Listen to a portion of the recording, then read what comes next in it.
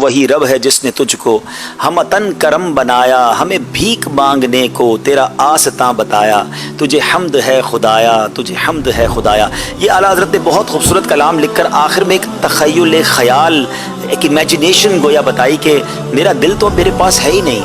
کیونکہ وہ اب دل کہاں ہے اس کا جواب انہوں نے اگلے شعر میں دیا۔ پہلے ایک سوال قائم کیا، یہ شاعری کی ایک یوں سمجھے ایک انداز ہوتا ہے کہ ارے اے خدا کے بندوں کوئی میرے دل کو ڈھونڈو، میرے پاس تھا ابھی تو ابھی کیا ہوا خدایا، نہ کوئی گیا نہ آیا، یعنی کوئی آیا بھی نہیں کوئی گیا بھی نہیں، دل کدھر چلا گیا؟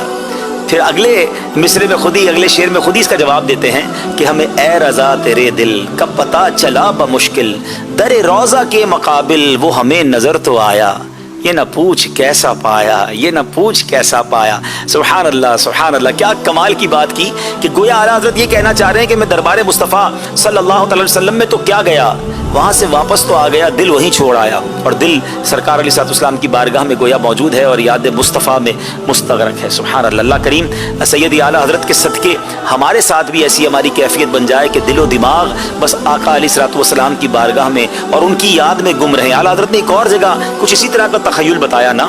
کہ جان و دل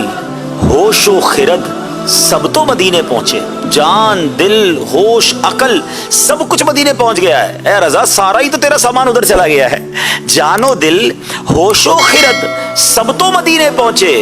تم نہیں چلتے رضا سارا تو سامان گیا۔